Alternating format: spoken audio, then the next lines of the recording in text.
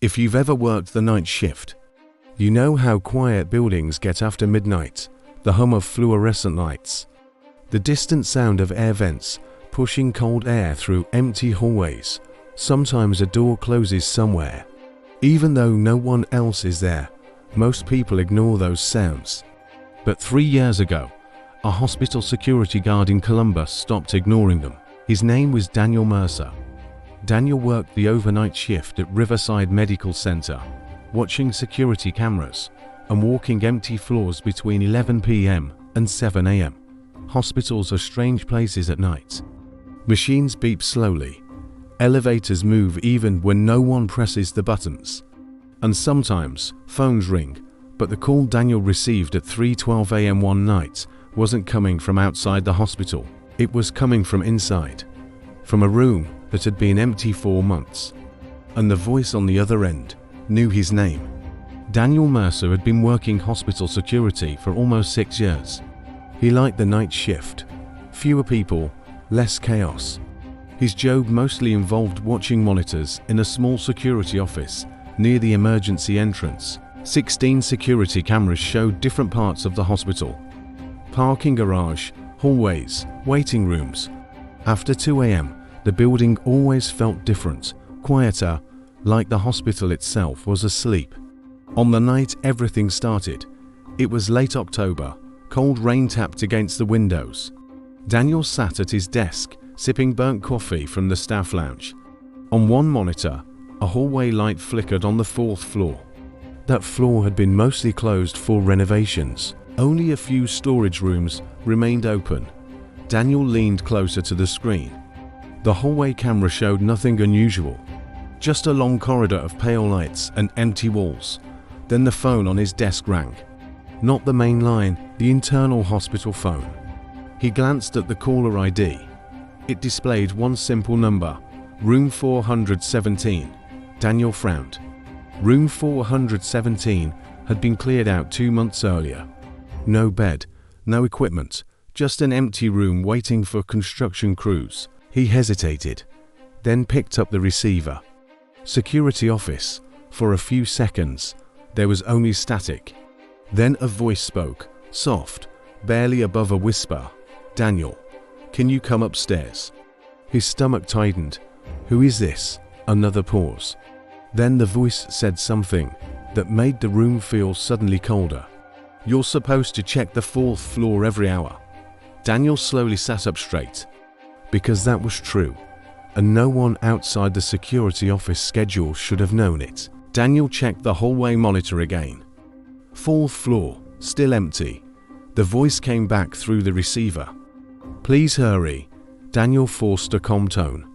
"Who is this?" But the call ended. Just a quiet click. Daniel stared at the phone for several seconds. Then he grabbed his radio and keys. Hospitals are full of strange calls. Patients get confused. Staff prank each other. Still, something about the voice bothered him. It sounded weak, almost tired. The elevator ride to the 4th floor felt longer than usual. The doors opened with a soft mechanical hum. The hallway looked exactly like it had on the monitor. Empty, lights buzzing quietly overhead. Daniel walked slowly down the corridor. His boots echoed against the tile floor. Room numbers passed one by one. The air smelled like cleaning chemicals and dust. Then he stopped outside room 417. The door was slightly open, just an inch. That alone was strange. Maintenance had locked every unused room weeks earlier. Daniel pushed the door open. The room was dark. Only the dim hallway light spilled across the floor.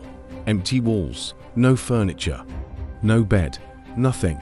Daniel stepped inside and checked the corners. No one. He exhaled slowly.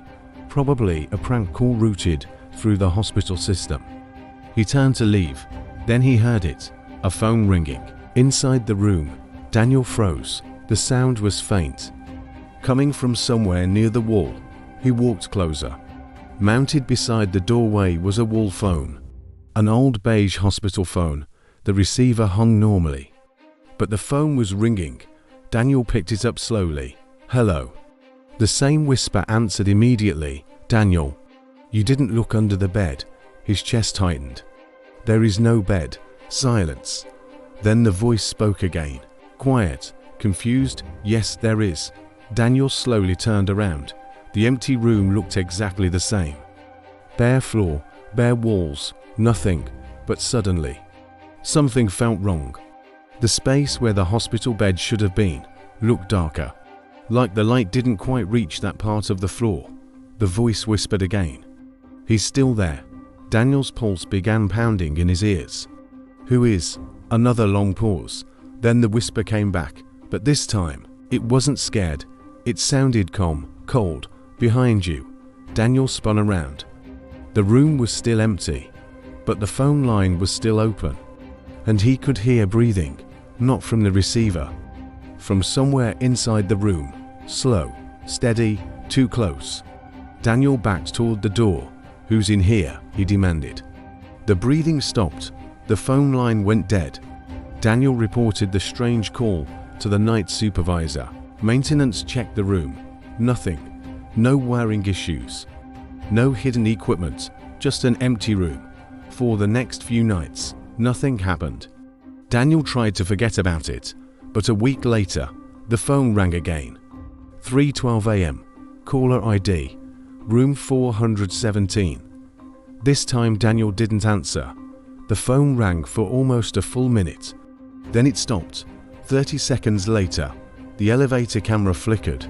Someone stepped out onto the 4th floor. Daniel leaned toward the screen, but the hallway camera showed no one. The elevator doors opened and closed again. No person visible. Just an empty hallway.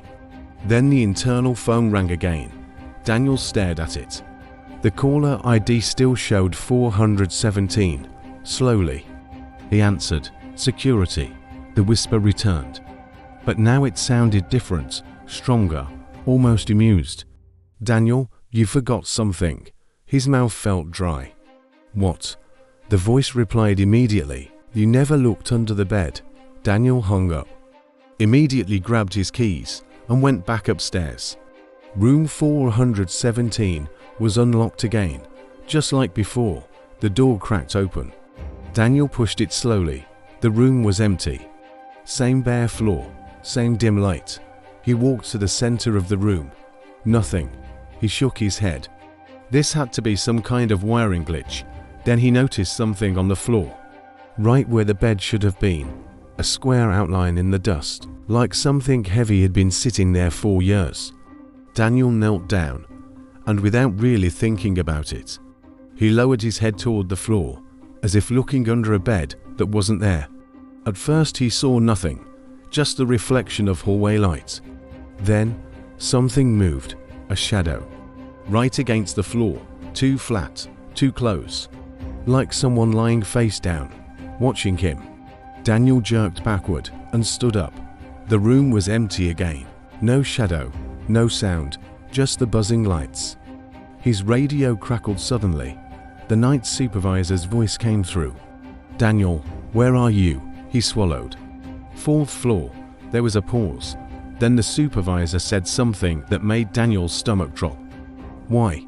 Daniel hesitated, checking room 417. Silence. Then the supervisor replied slowly, Daniel, that room number doesn't exist anymore. Daniel looked at the wall, where the number 417 should have been. There was nothing there, just blank paint. And the phone on the wall behind him began ringing again.